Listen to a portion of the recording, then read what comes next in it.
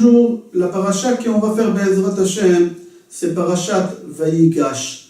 Dans le cours précédent, on a posé la question pourquoi Yosef il a pleuré autant, plus que ses frères. Et dans le cours précédent, on a ramené 8 endroits dans la Torah où Yosef a pleuré. Je vais ramener ici un midrash où on voit aussi que Yosef il a pleuré énormément. Mais ça c'est dans le midrash, pas dans la Torah, dans les psukim. Dans le midrash c'est marqué au moment que les frères de Yosef, ils ont pris Yosef et ils l'ont jeté dans le trou. Alors Yosef il était dans le trou et ses frères ils étaient pas loin, ils étaient à côté. Et Yosef il a appelé ses frères du trou et il leur a dit en criant et en pleurant: qu'est-ce que je vous ai fait? Quelle faute j'ai fait? Quelle erreur j'ai fait pour ça que vous m'avez jeté dans ce trou-là? Est-ce que vous ne craignez pas Dieu? Est-ce que vous n'avez pas peur de Dieu? Moi je suis votre frère, on est des mêmes pères, de même sang, les mêmes chairs. Votre père Yaakov, c'est mon père. Pourquoi vous faites aujourd'hui une chose pareille? Comment vous allez voir notre père Yaakov? Comment vous allez regarder le visage de notre père Yaakov? Il a continué à crier en citant les prénoms. Yehuda, Reuven, Shimon, Lévi, Echai, faites-moi sortir de cet endroit-là. Faites-moi sortir de ce trou qui est obscur. Regardez aujourd'hui, qu'est-ce que vous m'avez fait? Regardez Hachem, il ne va pas laisser cette chose comme ça. Mon père, il va demander aussi ma vengeance. Si j'ai fait une erreur vis-à-vis de vous, on est les enfants d'Abraham, d'Yitzhak et Yaakov. Nous, on a cette habitude-là, les Juifs. Au moment qu'on voit un orphelin, on a de la pitié sur lui. Au moment qu'on voit quelqu'un qui a faim, on va lui donner de la nourriture. S'il a soif, on va lui donner à boire. S'il n'a pas avec quoi s'habiller, on va l'habiller. Comment vous n'avez pas de la pitié sur votre frère, votre chair, votre sang? Si j'ai fait une erreur, je reconnais peut-être j'ai fait une erreur, mais au moins pour votre père, n'y me laissez pas ici. Il pleurait et il criait. Yosef il leur a parlé de toutes ces choses-là de trou. Il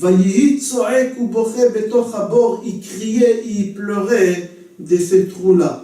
Vayomer, il a continué, il a dit: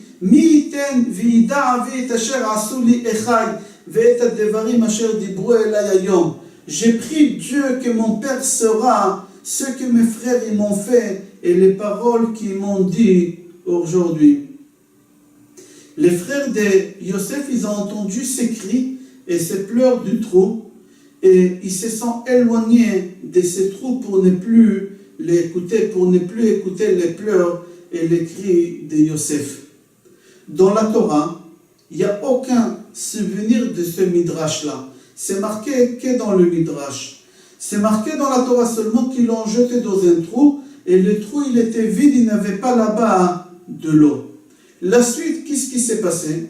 Les Midianim, ils sont venus, ils ont cru que dans ce trou-là, il y a de l'eau. Ils ont commencé à essayer de puiser l'eau. Mais qui sort de ce trou-là? Un jeune homme, un très bel homme. Vous savez que Yosef, c'était un des hommes les plus beaux au monde.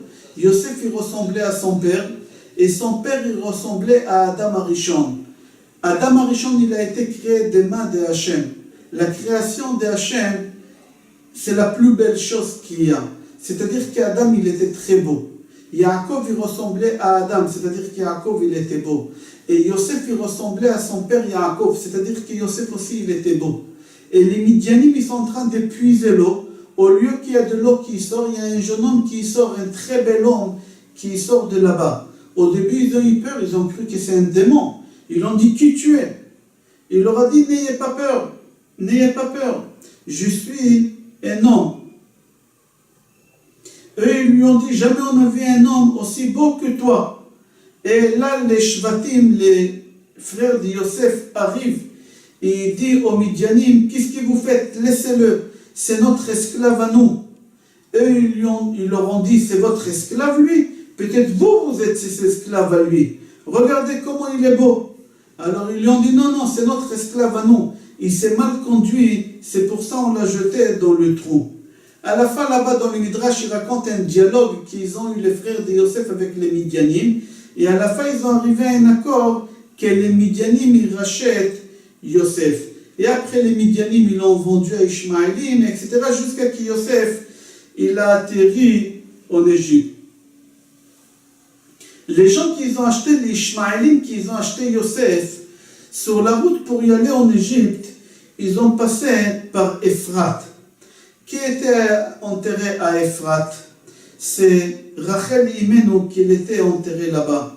Et Yosef, il passe devant la tombe de sa mère Rachel, et il a couru sur la tombe de sa mère, et il s'allonge sur la tombe de sa mère, et il pleure, et il crie. Vayomar, en disant, Imi, maman, maman, Yoladiti, toi tu m'as fait naître, maman. Lève-toi, réveille-toi, mets-toi debout. Regarde ton fils, il s'est fait vendre pour un esclave. Personne ne veut l'écouter. Personne n'a de la pitié pour lui. Lève-toi, maman. Mets-toi debout sur tes pieds. Regarde ton fils dans quelle situation il se trouve. Maman, lève-toi. Regarde les larmes de ton fils dans ses yeux. Regarde les cœurs durs de mes frères. Qu'est-ce qu'ils m'ont fait? Regarde où je me trouve. Lève-toi, maman. Réveille-toi de ton sommeil, maman. Mets-toi à côté de moi, console-moi, maman. Regarde, mes frères, qu'est-ce qu'ils m'ont fait? Et Yosef, il continue à parler comme ça à sa maman. Et il a crié, il a pleuré avec un pleur et un cri très très fort sur la tombe de sa mère. Et il s'est tué tellement il était fatigué à force de pleurer. Et il reste allongé sur la tombe de sa mère. Et il entend un pleur. Quelqu'un qui lui parle de la terre. Avec un pleur amer. Qui lui dit, mon fils, Yosef, mon fils, j'ai écouté ton pleur, j'ai écouté ta voix, j'ai écouté ton cri, je vois aussi tes larmes, je sais qu'est-ce que tes frères ils t'ont fait, j'ai de la peine et je pleure pour toi. Mais mon fils Yosef, sache que mon malheur, mes amertumes, ils sont plus que tu as. Mais je peux te consoler en te disant, patiente, attends, Dieu ne te laisse pas tomber. Dieu il est avec toi. Partout où tu iras, Dieu il va te suivre. Dieu il va te protéger. Mon fils, lève-toi. Suis ces gens-là et va avec eux en Égypte. N'aie pas peur, mon fils, car Dieu, il est avec toi. Jusqu'ici, le Midrash. C'est-à-dire les psukim qu'on a vus dans la paracha précédente. Et le Midrash qu'on lit ici, on voit que Yosef, il fait que pleurer. Personne n'a pleuré autant que Yosef. C'est vrai que Binyamin aussi, il a pleuré, mais il n'a pas pleuré autant que Yosef. Les enfants de Bilha, les enfants de Zilpa, ils n'ont pas pleuré. Ils n'ont pas eu aucun sentiment pour Yosef. Mais en plus, Yosef, c'est lui qui les a protégés tout le temps. C'était les enfants des esclaves. Après 22 ans, les enfants de Bilha et de Zilpa, ils rencontrent Yosef, un peu de pleurs, un peu de sentiments. C'est lui qui vous a protégé pendant des années avant qu'il a disparu. Non, il ne pleure pas. Pourquoi Yosef, que lui, il pleure et personne d'autre pleure? Dans Midrash Tanchuma, dans Parashat Vayigash Ot Ei, c'est marqué là-bas que Yosef, quand il a vu ses frères en Égypte, il a vu qu'ils avaient honte. Il leur a dit, venez vers moi. Au moment qu'il s'est dévoilé, il leur a dit, Ani Yosef Achechem, ils étaient scotchés sur place. Ils avaient honte. Yosef, il leur a dit, venez vers moi. Et chacun, il est venu vers lui. Et c'est marqué là-bas qu'il a embrassé chacun. Et il a pleuré sur l'épaule de chacun. Comme c'est marqué, Vaïnachek lekol echav vayefk alehem. 11 frères. 11 personnes, il embrasse et il pleure. Il embrasse et il pleure. Encore, mis à part les 8 fois, il faut rajouter encore 11 fois qu'il pleure dans la Torah. Ou Keshem shelo piyes Yosef et echav ela mitoch bechiya, c'est marqué dans le Midrash, Yosef il a consolé ses frères avec pleurs.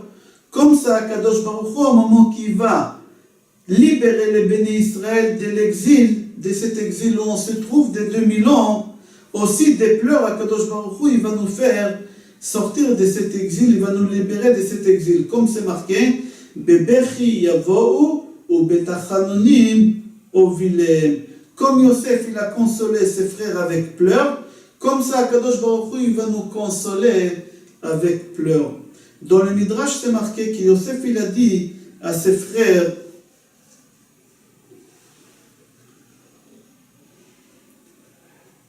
vous savez, votre frère Yosef, avant que Yosef il s'est dévoilé à eux, Yosef dit à ses frères, vous savez, votre frère Yosef que vous cherchez, qu'il a disparu depuis 22 ans, il est ici, c'est mon esclave à moi. Il est là. Vous voulez le voir? Ils lui ont dit, oui, bien sûr qu'on veut le voir. Et Yosef, il a commencé à crier, Yosef, Yosef, où tu es? Et il regardait partout, et eux aussi, ils regardaient toutes les portes. Le palais, il était énorme. Ils ne savaient pas de quelle porte Yosef il va rentrer. Et lui, il criait, Yosef, Yosef, Yosef, fils de Yaakov, rentre. Et eux, ils essayent de regarder pour voir Yosef, il va rentrer par quelle porte. Et Yosef, il les regarde, il leur dit, qu'est-ce que vous cherchez, par où Yosef, il va rentrer? Ani Yosef. Ani Yosef, en réalité, il a voulu les faire patienter encore, mais il a vu que ce n'était pas possible, c'était très très dur pour lui. Et tout de suite, il a commencé à pleurer, et il a commencé à les consoler. Dans toute la paracha, on voit qu'il les console. Et il leur dit, même si vous n'aurez pas voulu m'envoyer ici comme esclave, Akadosh Baruch Hu, il aurait fait en sorte pour que je arrive ici. Regardez, à cause de la tunique que papa il m'a acheté, qui elle coûtait 2 pièces plus que vous, et à cause des 2 rêves que j'ai fait, je suis venu ici. C'est pas du tout à cause de vous. Vous n'êtes même pas liés à cette histoire. Si j'étais ici pendant 22 ans, c'est à cause des 2 rêves et à cause de la tunique. Mais quand même, ça ne les a pas consolés. Il leur a dit, comme je n'ai pas dans mon cœur contre mon frère Binyamin, aussi j'ai rien contre vous. Il leur a dit, vous êtes 10 bougies. Vous avez voulu éteindre une seule bougie et vous n'avez pas réussi. Comment moi, une seule bougie, je peux éteindre 10 bougies? Je ne peux rien faire contre vous. Il a essayé de les consoler, mais il n'a pas réussi. Il n'a pas réussi.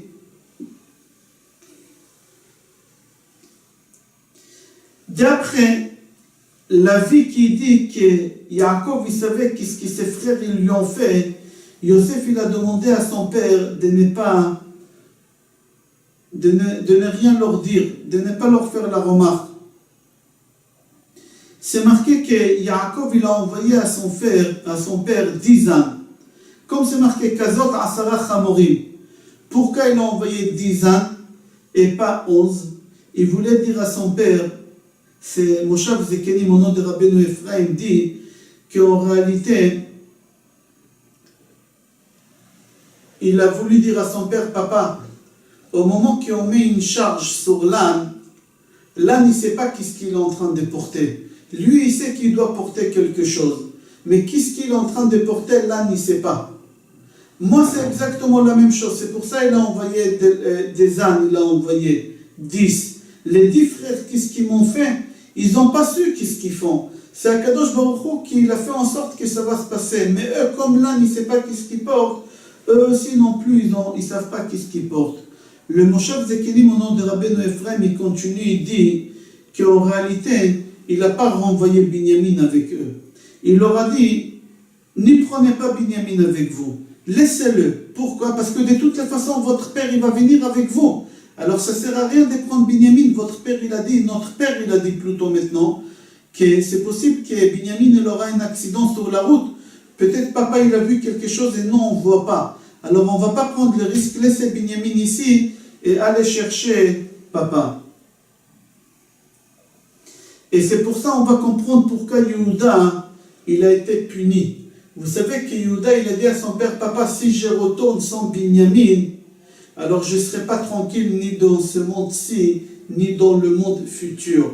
Et c'est marqué que Binyamin, pendant 40 ans, ses ossements, ils bougeaient dans le cercueil. Il n'était pas enterré. Alors on dit, pourquoi? puisque Binyamin, il n'a pas eu aucun mal, comme il a promis à son père. Oui, mais lui, il a promis à son père qu'il ramènera Binyamin jusqu'à chez lui. Mais là, on voit d'après ce Midrash qu'il n'a pas ramené Binyamin. Certes, Binyamin n'a eu aucun problème, mais Binyamin, il n'est pas rentré chez son père. Puisque ça a sorti de la bouche d'un Kadosh, je te ramènerai Binyamin, sinon je paierai de ce monde-ci. Et dans le monde futur, il fallait qu'il paye.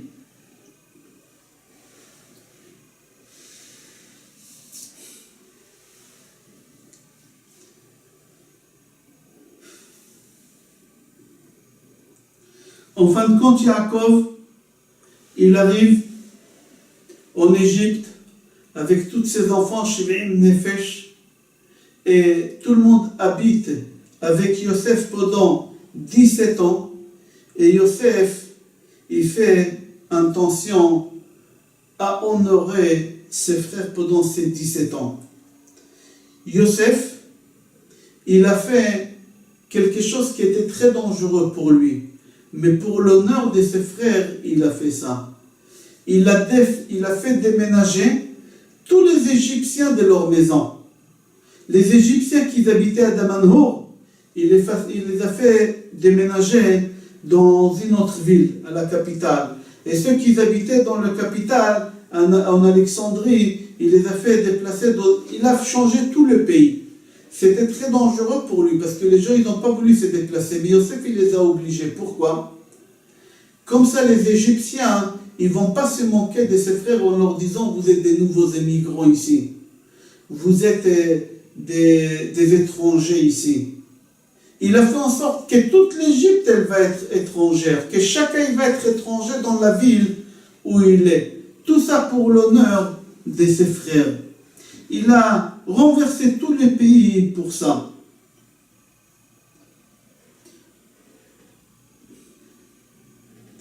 On dit, si Yosef, il a dit que ses frères, ils n'ont pas fait du mal, et il a réussi à les consoler plus ou moins, et lui, il dit qu'il n'aura pas fait du mal, comment ça se fait qu'on a eu Asara ou Gemalchut? Comment ça se fait qu'on a eu les 10 tzadikim, les 10 martyrs qui sont morts comme ça, Rabbi Hanania ben Taradion, Rabbi Akiva, Achassid Rabbi Yishva Sofer, etc. Comment ça se fait? Puisque lui il dit, c'est pas mes frères qui m'ont fait ça.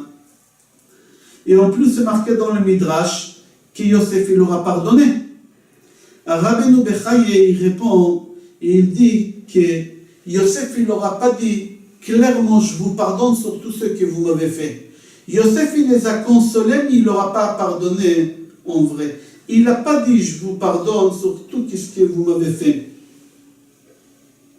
Il leur a fait sous-entendre. Mais tant qu'il ne leur a pas dit clairement, je vous pardonne, le pardon n'existe pas. Et c'est pour ça qu'on a eu les 10 martyrs qui sont morts comme ça. Pourquoi Yosef, il ne leur a pas dit clairement, je vous pardonne? Parce que les frères, ils n'ont pas demandé pardon. Tant que les frères, ils ne lui ont pas demandé pardon, lui, il ne peut pas leur dire que je vous pardonne. Eux, ils sont partis chez Bilha, et ils ont dit à Bilha, va dire à notre frère que notre père, il a dit, Sana pesha achecha. Elle a dit à Yosef, ton père a dit, mais eux, ils n'ont rien dit. Sana pesha chatat achecha, c'est ton père qui a dit, c'est pas eux qui ont dit. C'est marqué dans le passage qu'ils ont tombé devant leur frère, et ils lui ont dit, on sera esclaves pour toi. Mais pardon, jamais ils ont demandé pardon. Il y en a qui disent, même si Yosef il aurait voulu leur pardonner, il n'aurait pas pu leur pardonner. Pourquoi? Pour la simple raison, Yosef il a pu leur pardonner sur 2 choses seulement, qu'ils l'ont jeté dans le trou ou pour la vente, mais qu'ils l'ont détaché, séparé de son père, de son maître, de son rave, qui lui a enseigné la Torah, ça il ne peut pas leur pardonner, parce que ça c'est vis-à-vis des Shmaya. Ils ont fait ça, ils ont fait une erreur vis-à-vis de Dieu. Ils ont détaché Yosef de son père, et Yosef pendant ses 22 ans, il n'a pas pu étudier la Torah avec son père. Sur ça, il n'a pas pu leur pardonner. Il y en a qui disent que même Dieu lui-même, il n'a pas de pardon parce qu'il a participé à la vente de Yosef. En plus, qu'il s'est passé là-bas Chilul Hashem à la vente de Yosef. Comment? Les Midianim voient que les Juifs vendent leurs propres frères en esclaves. Un chilul Hashem énorme. Rabbeinu Bechaye dit que dans Parashat Miketz, on ne trouve pas du tout les prénoms des frères de Yosef suite à ça. Seulement c'est marqué là-bas à Anashim, à Achim. C'est marqué là-bas, vous allez monter chez votre père en paix. Pourquoi il lui dit à ses frères, vous allez monter votre père, vous allez partir chez votre père. Seulement il voulait leur faire sous-entendre, quand vous allez monter au ciel après les 120 ans chez votre père qui se trouve dans le ciel, il faudra que vous allez revenir ici sur terre pour demander pardon, pour réparer le mal que vous avez fait avec moi. Le Meshech Chochma dit que jusqu'à aujourd'hui, jusqu'à nos jours, la vente de Yosef ne nous a pas été pardonnée, ni le veau d'or, ni la vente de Yosef. Même qu'on a eu les 10 martyrs, ça n'a pas été effacé. La preuve, à Kippour aujourd'hui, on dit dans la tfila Ki mochlan le shifte yeshurun. Aucune prière, dans aucune prière on rappelle les shvatim, les tribus. Seulement ici, le Midrash dit dans Meshech Chochma qu'il y a 2 choses que Dieu ne nous a pas pardonnées jusqu'à aujourd'hui. La faute de Vodor et la vente de Yosef. Dans la prière à Kippour, on dit Ki ata solchan li Israël. Tu pardonnes à Israël, c'est le Vodor. Ou mochlan le shifte yeshurun, c'est la vente de Yosef. Kohen Gadol, au moment qu'il rentre le jour de Kippour, au Kodesh HaKodashim, au Saint des Saints, il n'a pas le droit de porter sur lui le Choshen Mishpat, où il y a les 12 pierres, les 12 noms des tribus. Pourquoi? Parce qu'Akadosh Baruch Hu, il n'aura pas pardonné sur la vente de Yosef. Alors les prénoms des tribus ne peuvent pas rentrer au Beth Amikdash. Encore ainsi, la valeur numérique des noms de toutes les tribus, elle est 2858. Et si vous prenez les prénoms, les noms des 10 martyrs, Hanania ben Taradion, Shavli Vasofer, Rabbi Akiva, etc., c'est exactement les mêmes valeurs numériques que les 12 tribus. Les 12 tribus. Dans le livre Chesed l'Avraham, c'est le grand-père d'Achida, il dit que un des 10 martyrs, il s'appelait Ishmael Kohen Gadol. Et là-bas dit qu'Ishmael Kohen Gadol, il était aussi beau que Yosef. C'est marqué qu'il y a 7 personnes qui étaient beaux dans le monde. On dit que c'était Adam, Yaakov, Yosef, Rabbi Ishmael Kohen Gadol, etc. La fille de César, elle demande à son père d'enlever la peau en un seul morceau du visage de Rabbi Ishmael Kohen Gadol, parce qu'il est tellement beau, elle veut le garder. Pourquoi on a déshabillé, si on peut dire, la peau de Rabbi Ishmael Kohen Gadol? C'est pour faire le tikkun qu'ils ont déshabillé la tunique que Yosef il était habillé, ils l'ont déshabillé. C'est pour ça ils ont venu réparer. On va s'arrêter là. On va continuer Be'ezrat Hashem demain la suite des cours et on va donner la réponse pourquoi Yosef il pleurait autant. Je vous souhaite Shabbat Shalom, Bracha ve'atzlacha et Kol Tov.